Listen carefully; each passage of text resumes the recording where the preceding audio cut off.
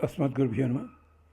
गौतमान्वय संजातं रामानुजगुरुसुतं वेंकटार्यमहं वंदे भ्रातरं చింతితార్థం. భగవద్బంధువులారా, భారతాన్ని ఇలా చదవడానికి మూలం ఎక్కడుందో చెప్పుకున్నాం కదా. చిన్నప్పుడు మా తాతగారి స్నేహితుడు కమ్ శిష్యుడైన ఒక రైతు ద్వారా, తరువాత ఎదిగిన తర్వాత నాటక రంగంలోకి అడుగుపెట్టేటప్పుడు భారతం ద్వారానే అడుగుపెట్టాం. సహదేవుడి వేషం, అశ్వత్థామ, కరండకుడు, ఒక చోట అత్యవసరమై అర్జునుడు అనుకున్నాం కానీ రాలేదది. అక్కడ ఉండగా మరింత లోతుగా చదివే అవకాశం కల్పించిన వారు మా సోదరుడు డాక్టర్ టీకేవి అయ్యంగార్ స్వామి, అలాగే మా మేనమావ గారు ప్రొఫెసర్ ఎన్సిహెచ్ పట్టాభిరామాచార్య స్వామి వారు. ఆయన యుగంధరుడు వేషం ఇలాంటి వాడు అద్భుతంగా, ఆయన కొంచెం యంగ్స్టర్గా ఉన్నప్పుడు స్త్రీ వేషాలు కూడా వేసేవారు.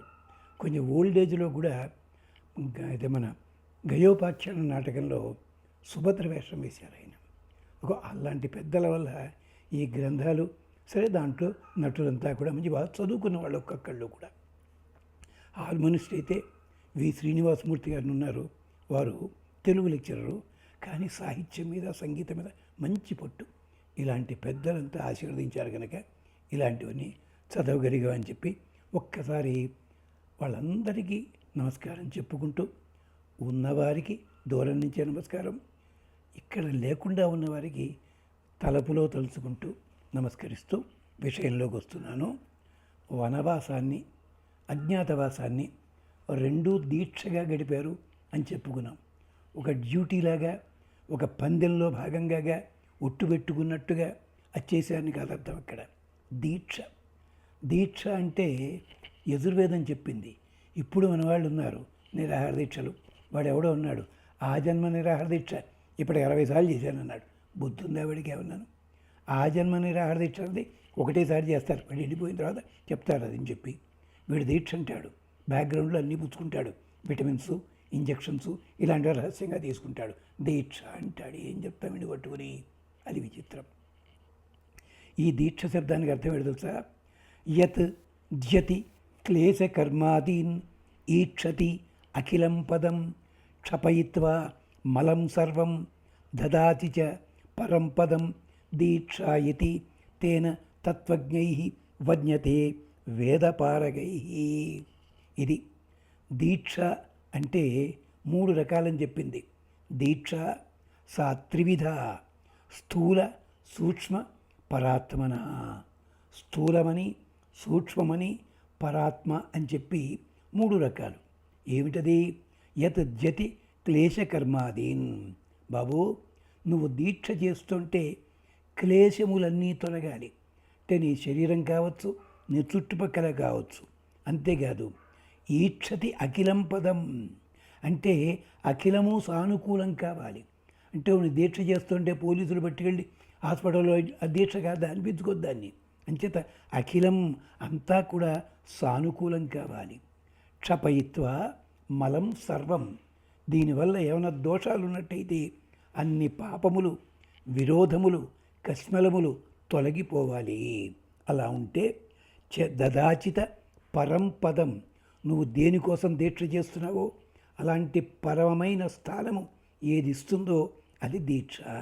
దీక్షాయితి తేన తత్వజ్ఞై వజ్ఞతే వేదపారగై. వేటూరి ప్రభాకర శాస్త్రి గారు ఎక్కడో వ్యాసంలో చెప్పగా విన్నది. ఒకసారి వారు ఇక్కడ విశాఖపట్నంలోనే ఎక్కడో తమ వాళ్ళందరినీ పిలిచి, బాబు మీరంతా రేపు ఉదయం 8 భోజనం చేసేసి వచ్చేయండి, కాస్త 4 దాకా కూర్చుని వెడుదురు కానీ అన్నారు. వీళ్ళంతా చేశారు. 4 దాకా కూర్చున్నారు. మంచిడి దాకా ఇంటికి వెళ్ళారు. రాత్రి భోజనం చేయకండి అన్నట్ట. అయిపోయింది. ఎందుకు అర్థం కాలే ఎవళ్ళకి కూడాను. తరువాత సాయంకాలం న్యూస్ పేపర్లో వచ్చింది గాంధీ గారితో ఇంటర్వ్యూ. వీళ్ళు ఎప్పుడైతే నిరాహార దీక్ష కూర్చున్నారంటే భోజనం చేసి వచ్చారో అదే సమయంలో ఆయన ఎక్కడో ప్రాంతాల్లో పేరు గుర్తులేదు, మా సోషల్ మాస్టర్ చెప్పారు, అక్కడ నిరాహార దీక్ష కూర్చున్నట్ట. వీళ్ళు సాయంకాలం అయి మంచిడి తాగే టైంకి ఆయన నిరాహార ముగించారట. మర్నాడు పేపర్లో వచ్చింది, ఎన్నాళ్ళు నిరాహార దీక్ష అంటే నాకు కొంచెం నీరసంగా ఉండేది ఓ రోజు చేసినా కూడాను. కానీ నిన్న మాత్రం పొద్దున్న 8 గంటలు మొదలుపెట్టి 3:30, 4 గంటల దాకా కడుపంతా బరువెక్కిపోయి ఒక్కడు తినాల్సిన తిండి 10 మంది తిన్నంతగా అయిపోయింది. విచిత్రంగా ఉంది అన్నట్టు స్టేట్మెంట్ పేపర్లో. అప్పుడు చెప్పారట ప్రభాకర శాస్త్రి గారు, నాన్న మనం భోజనం చేసి కూర్చుని యోగ సమాధిలో ఉన్నాము, ఈ శక్తిని అక్కడికి పంపించగలిగాము. ఇది నాయన యోగాభ్యాస ప్రక్రియ. ఇది మాకు చిన్నప్పుడు సోషల్ మాస్టర్ 9వ క్లాసులోనూ ఇప్పుడు చెప్పిన గుర్తు. అది దీక్ష అంటేను. మరి దీక్ష చేస్తారు, ఇప్పుడు చాలామంది దీక్షలు చేస్తున్నారు, ఏం చెప్తామని వాళ్ళు పట్టుకుని మాట్లాడడానికి లేదు. అందుకని దదాచిత పరం పదం దీక్షా ఇతి తేన తత్వజ్ఞై వజ్ఞతే వేదపారగై. దీక్ష అంటే అర్థం అది. దీనికే కృష్ణదేవరాయల వారు ఆముక్తమాల్యతలో ఒక వర్ణన చేస్తారు. వర్షాకాల వర్ణన మొదలుపెట్టాలి. వర్షం పడే ముందు మేఘాలు ఉరుముతున్నాయిట. ఆ ఉరుములు విని పక్షి నెమలి నాట్యం చేయడానికి ఉపక్రమించిందట. కానీ అంతకుముందు ఏం జరిగింది? వర్షపు చినుకులు పడుతుండగా పుట్టల్లోంచి పాములు బయటకు వచ్చాయట, తిరుగుతున్నాయట. అవి తినడానికి నెమళ్ళు వచ్చాయట. ఈ లోపల మెరుపు మెరిచింది.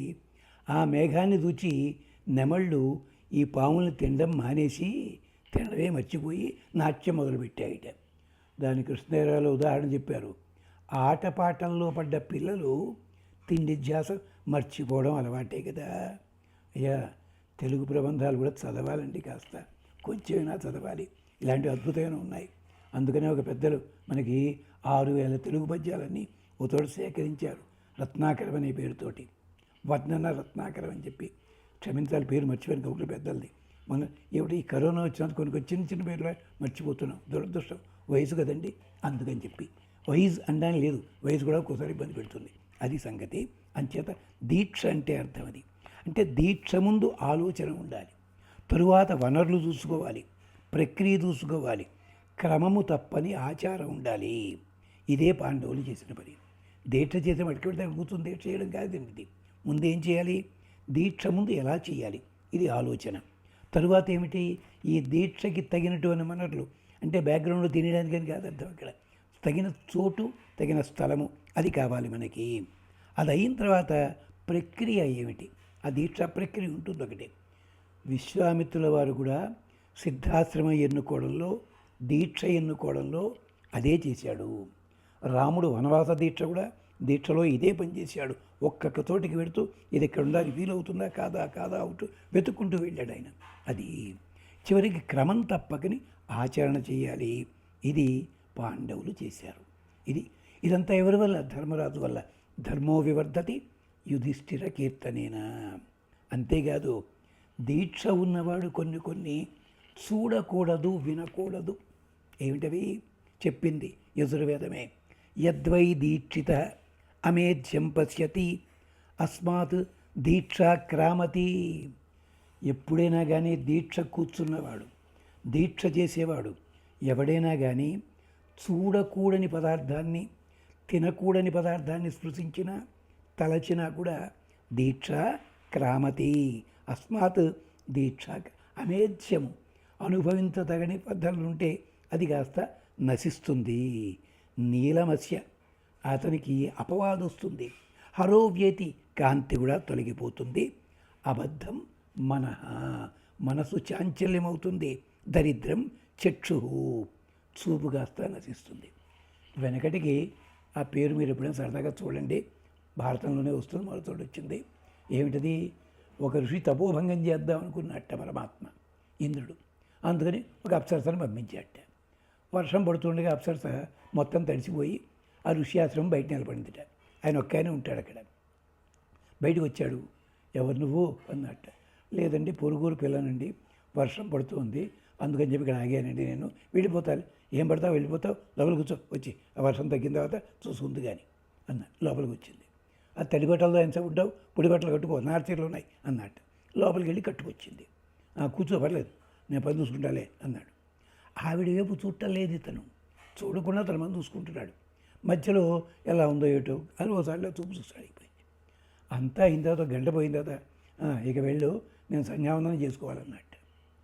ఆ అమ్మాయి నవ్వి అంది, ఎప్పటి సంధ్యావందనం? అదేమిటి, నువ్వు వచ్చిన పొద్దున్న వచ్చావు, మధ్యాహ్నం వచ్చావు, సాయంకాలం అయింది. నీ మొహంలా ఉంది. నేను వచ్చి 7,000 సంవత్సరాలైంది ఇక్కడికి. 7,000 సంవత్సరాలు నీ తపస్సు కాస్త నట్టేట్లో కలిసింది. నాకేం కావాలో, ఏం చూడాలో ఇలాంటివే నా మీద ధ్యాసతోటే కూర్చున్నావు నువ్వు. తపస్సు లేదు, వాడు లేదు అంది. ఇది చక్కటి కథ, పురాణంలోది. దీక్ష అంటే ఎప్పుడైతే అమేధ్యం, రుచి కూడా చూడకూడనిది కానీ చూచినట్టయితే నాశనం అవుతుంది. అందుకనే పరీక్షల్లోనూ నిశ్శబ్దం పాటించండి. మరి ఎందుకని దీక్ష భాగం అది, అందుకని చెప్పి అంచేతనే శుభ్రంగా ఉన్న చోటే కూర్చోవాలి. ఈ మధ్య హోమాలు జపాలు కాదు, యోగా అని చెప్పి కూర్చోబెట్టిస్తున్నారు. ఎక్కడ పడితే అక్కడ 100 మంది కూర్చుంటే యోగా కాదండి, నిద్ర వస్తుంది వాళ్ళకి. ఏమన్నా అంటే అక్కడ కూర్చున్నామండి, చల్లటి గాలి ఎంత బాగా వీస్తుందో. చల్లటి గాలి నీ ఒంటికి తగిలింది, నీకు స్పర్శ తెలుస్తుందంటే దీక్షలో లేవు. అలాగే ఏసీ రూమ్లో కూర్చుంటావు దేవతా ధ్యానం కోసం. ఏసీ పోగానే ఎవడరా ఆపేశాడు, అయిపోయింది, నీ దీక్ష ఏమైపోయింది, నీ ధ్యానం ఏమైపోయింది. ఇలా కాదు, అందుకని చెప్తాడు. అందుకనే విశ్వామిత్రుడు కూడా ఆ దీక్ష తొలగిపోకుండా ఉండడానికే ఆ స్థలాన్ని ఎన్నుకున్నాడు. రక్షణ కోసం రాముడిని తీసుకెళ్ళాడు. అందుకని చెప్పి అలాంటి దీక్ష తొలగింది గనకనే వాల్మీకి రామాయణ రచన కంటే ముందు స్నానానికి వెడుతుండగా భగవంతుడిని తలుచుకుంటున్నాడు. కానీ చూడకూడని దృశ్యం చూశాడు. మొదట వేటగాడిని చూశాడు. వేటగాడు రోజు ఎదురుపడుతూనే ఉంటాడు, వాడు తెలుసున్నవాడే. వాడు చెయ్యకూడని పని చేస్తుండగా చూశాడు. ఆ పక్షి దుఃఖాన్ని చూశాడు. అమేధ్యం పశ్యతి దీక్షాక్రామతి, నాశనమైపోయింది కదా, ఇది జరిగిన పని. అందుకని శాపం పెట్టాడు అక్కడ. అయ్యా, కథల లోపల అంతరార్థం ఇంత లోతుగా ఉంటుంది, చూసుకోవాలని మా స్వామివారు చెప్తుండేవారు. అందుకని చెప్పి అంచేతనే ధర్మరాజు వెళ్లే ముందే యక్షుణ్ణి స్తోత్రం చేశాడు, సూర్యుణ్ణి స్తోత్రం చేశాడు. అంతేకాదు దేవీ స్తోత్రం చేసేటప్పుడు దేవీ బాలార్క సదుషాకారే సంధ్యా రాత్రి ప్రభా జ్యోత్స్న అంటూ స్తుతించి దీక్షకి బలాన్ని చేకూర్చుకున్నాడు. అందువలన శ్మశాన దర్శనం కానీ, యజ్ఞంలో భాగమైనటువంటి ఈ ఆయుధాలు దాచేటప్పుడు శవస్పర్శనం కానీ వాళ్ళని అంటలేదు. అంతేకాదు ధౌమ్యుడు, ధర్మజుడు, ఇతర సోదరులు కూడా స్తుతించిన విధానం చూడండి. అది కూడా అంటే ధౌమ్యుడిని స్తోత్రం చేశారు, ధౌమ్యుడు చెప్పాడు ఈ స్తోత్రం. ఏమిటది? ఇవన్నీ కూడా మనకి ఋగ్వేదంలో మంత్రాలే. ప్రైతు బ్రహ్మణస్పతి ప్రదేవ్యేతు సూనృత అచ్చా వీరం నర్యం పంక్తిరాధసం దేవా యజ్ఞం సయంతునః. ఇది ధౌమ్యుడు చెప్పాడు వాళ్ళకి ఆశీర్వచనపూర్వకంగా. వీళ్ళు చేశారు అది. ఏమిటి? బ్రహ్మణస్పతి. ఆయన ఏ రూపాల్లో ఉంటాడు? యమ, యక్ష, ఇంద్ర, సూర్యులకి ప్రతీకగా ఉంటాడు. ఆ రూపాల్లోనే వీళ్ళు ఉన్నారు కదా.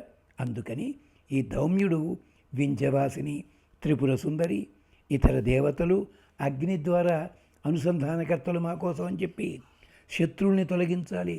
అందుకని అందరూ ఫలించే క్షేమకరమైన యజ్ఞరూపమైన ఈ దీక్షకి రక్షగా నిలవండి. ఇది ఈ ఋగ్వేద మంత్రంలో ఉన్న అంతరార్థము. ప్రైతు బ్రహ్మణస్పతి ప్రదేవి ఏతు సూనృత అచ్చావీరం నర్యం పంక్తిరాజసం దేవా యజ్ఞం నయంతు నా. ఒక సెమీతరువు మీద ఎంతమంది దేవతలు ఉన్నారో ఇంతకుముందు చెప్పుకున్నాం. దాని గురించి అలా వాళ్ళంతా రక్షించాలి. అంతేకాదు మీరందరూ మాతోటి ఉన్నారనుకోండి, మాకేం భయం అయ్యా, అందు ఋగ్వేదమే. ఎలాగా? నకిరస్య సహంత్య పర్యేత కహ యస్యచిత్ వాజోహస్తి శ్రావాయ్య. మీరందరూ కూడా మా శత్రువులు ఎవరైనా ఉంటే వాళ్ళని అవలీలగా జయించగలరు, పరిభవించేవారు. మీరు ఎవళ్ళకి లొంగని వాళ్ళయ్యా. అందుకని మాకందరికీ కూడా బలం మీరే, బలగం మీరే, సంపదనిచ్చేది మీరే. పాండవులు దేవాంశులయ్యుండి కూడా దేవతల్ని స్తోత్రం చేశారు. రామచంద్రస్వామి సాక్షాత్తు శ్రీ మహావిష్ణువే నరావతారం ఎత్తాడు, అందుకనే ఆదిత్యుని స్తోత్రం చేశాడు. కృష్ణ పరమాత్మ నరావతారంలో వచ్చాడు, అందుకనే సదాశివుని ప్రార్థన చేశాడు ఒక తోట. ఉన్నాయి ఇవన్నీను. అంచేత ఆయనే చేశాడు కదండి మీకు పోయిగా. ఇది అర్థం అది కాదు, ఇది కథాభాగంలో చూసుకోవాలి ఏమిటన్నది. అందుకని ధర్మరాజు 1-2 సందర్భాల్లో విరటుణ్ణి శ్లాఘించే వేళ కూడా తన ధర్మాన్ని పోగొట్టుకోలేదు. వంది మాగధ కైవారాలుగా స్తోత్రం చేసిన పద్ధతి లేదక్కడ. అలా చెప్పల, మనసారా అతనికున్న దివ్య లక్షణాలనే పొగిడాడు. వంది మాగధుల కైవారం అంటే ఏమిటి? ఎటు వాళ్ళు లేకపోయినా కూడా పొగిడేయడం అలవాటు. ఓ రాజుగారు యుద్ధానికి వెళ్ళారట. యుద్ధానికి వెళ్ళి వెనక్కి వచ్చాడు, జయించి వచ్చాడు కదా అని చెప్పి కవులు మహాకవులంతా వెళ్ళారట. రాజుగారు అన్నట్ట, నా మీద ఉన్నట్టుగా కవిత్వం చెప్పండి, మీకు అక్షరానికి 10,000 ఇస్తానన్నట్ట. ఆయనకి ఏం జరిగింది? యుద్ధంలో కన్ను ఒకటి పోయింది. ఇప్పుడు ఉన్నట్టు వర్ణించాలనుకోండి, ఒంటి కన్ను వాడా అని చెప్పాల్సి ఉంటుంది. ఓ కవిగారు చమత్కరించారు, అయ్యా రాజా, నీ కీర్తిని ఏమని చెప్పాలయ్యా? అన్నాతిని కూడా హరుడవు, అన్నాతిని కూడకున్న అసుర గురుండవు. అన్నా తిరుమల రాయడు కన్నొక్కటి లేదు గాని కందర్పుడుగాడే అన్నట్టు వాడి తెలివితేటలు. వాడి కానుకిచ్చాడు రాజుగారు. ఎంచేత అన్నాతిని కూడా హరుడవు. నీవు నీ భార్య పక్కనుందనుకో, నువ్వు నీ భార్య పక్కన కూర్చున్నా అనుకో, ఆవిడ 2 కళ్ళు, నీ కన్ను ఒకటి. ఆవిడ అలాగే నీలో సగభాగం కదా. అన్నాతిని కూడా హరుడవు, సాక్షాత్తుగా పరమశివుడివి. అన్నాతిని కూడకున్న ఒక్కడే ఉన్నావు, అసుర గురుండవు, శుక్రాచార్య లాంటి వాడివి నువ్వు, అంతటి వాడివి. అన్న తిరుమల రాయడు కన్నొక్కటి లేదు కానీ కందర్పుడుగాడే. ఈ పద్యం కూడా మా అక్కడ సూర్యప్రకాశం మాస్టారు మాకు 9th క్లాస్లో సరదాగా చెప్పారు. సిటిజన్షిప్ ట్రైనింగ్ అని క్లాస్ ఒకటి ఉండేది, సిటీ పీరియడ్ అని. వాటిలో 2 క్లాసులు ఉండేవి. అది ఎప్పుడు ఎస్ఎస్ఎల్సి ఉన్నంతకాలం ఉండేవి. ఎస్ఎస్సి వచ్చిన తర్వాత ఓ 2 ఏళ్ళు ఉంది, తీసి పారేశారు 69లో. అది వేరే. ఆ దాంట్లో ఇలాంటి సరదాలను చెప్తుండేవారు మాకు. సిటిజన్షిప్ ట్రైనింగ్, మాకు ప్రావీణ్యం పెంచడానికి ఇలాంటి కథలు ఇవన్నీ చెప్తుండేవారు. అలాంటి శ్లాఘములు ఎక్కడా చేయలే. ఋగ్వేదం ఉంటుంది, త్వం అగ్ని రాజా వరుణ ధృతవ్రత త్వం మిత్ర భవసి దస్మ ఈజ్య త్వం అర్యమ సత్పతి యస్య సంభుజం త్వం అంశో విదదే దేవభాజయ. ఒక్కసారి విరాట్ రాజు గారిని పొగిడిన పదాలున్నాయి చూసుకోండి, భారతం తీసి. ఇంకా ఇదే భాగం కనిపిస్తుంది అక్కడ. ఏమంటాడు? రాజా వరుణ, సత్కర్మ నిర్వాహకుడు నువ్వు. శత్రుహంతవి ధృతవ్రత త్వం మిత్ర భవసి దస్మ, శత్రుహంతవి, స్తుతియోగ్యుడివి. అంతేకాదు ఈజ్య, పొగడదగిన వాడివి. సూర్యుని వలె మిత్రుడివి, సత్పురుషులందరికీ పాలకుడివి. అర్జముడిలా దానశీలివయ్య, దోషాలు లేని సంపదలు ప్రసాదించేవాడివి. అందుకని మాకు ఇవ్వయ్యా అంటే అగ్ని, వరుణ, మిత్ర, అర్యమ, ఇతర దేవతలకి ప్రతీతివి. అంతే కదా. నా విష్ణు పృథ్వీపతి అని చెప్పే చోట ఇదే చెప్పారు. ఇంతమంది దేవతలు చూడండి. మహాభారతంలో ప్రతి సన్నివేశం కూడా వేదానికి సంబంధించిందే ఉంటుంది. ఇది పొగడ్త. అసలు పరిచయమే వేదబద్ధంగా ఉంటుంది. అదెలాగా ఇంకో భాగంలో చూద్దాం. మరి అంతవరకు స్వస్తి.